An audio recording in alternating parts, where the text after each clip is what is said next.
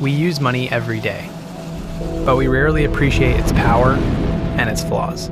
It's a tool that has been at the center of human progress. And as we build bigger and tackle complex problems, we're going to need the best tools available. We have a global economy. We're going to need a global digital currency. Cryptocurrency is going to be a great democratizing force for the world because it's going to level the playing field and allow anybody with a cell phone to access financial services. This is going to transform how we think about a real global economy. I think in order to understand its importance, we first have to define what currency means.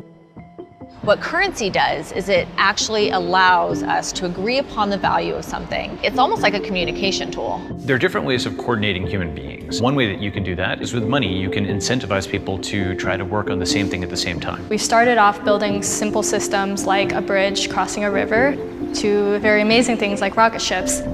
We went from interacting with our neighbors to now transacting with each other around the world. And we want to make sure that people can move money freely. And our current financial system just doesn't enable that. So the current systems are very centralized. And so we have big banks and big governments. There's a lot of middlemen who make things incredibly inefficient. When you talk about the problems of the existing financial system, you can go to a situation like Venezuela where money is being printed and folks' savings are basically being destroyed. The value of their wealth has been completely eroded. I think a lot of us in the United States sort of take this idea for granted that if someone gives us money, it'll be in our bank account and it's not going to disappear or be taken away from us. And that's really a luxury that many people in the world don't have at all. There are about 1.8 billion people in the world today who have a cell phone but don't have access to any financial services. And what's really powerful about cryptocurrency is that it lets anybody, if you just have a smartphone and internet connection, participate in the global economy. What cryptocurrency does is takes the stability that we have and gives it to the rest of the world. If I have a dollar bill, I can hand that directly to somebody else. There was no bank in the middle there.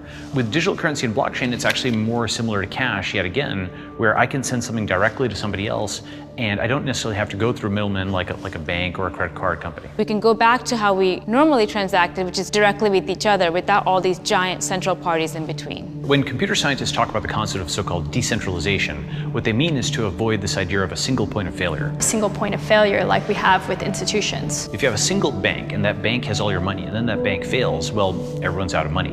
Whereas if you have lots of different individual nodes, hard drives and phones and so on that have some money, well, they're probably not all going to fail at the same time. So you no longer need the middleman to keep track of an internal ledger. All these computers are writing everything down for you.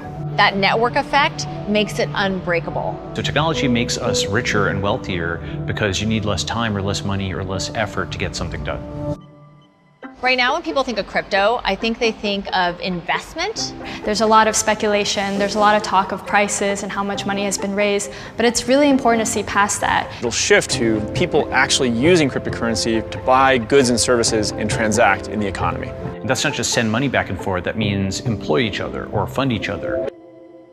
A more global economy is important because there is talent everywhere, but opportunity is not evenly distributed. In a world where this technology is fully adopted, it won't matter what country you're born in. All that will matter is that you have a mobile phone and internet connection, and you have skills and knowledge to learn, and you can contribute to the global economy. You can benefit from the world, and the world can benefit from you.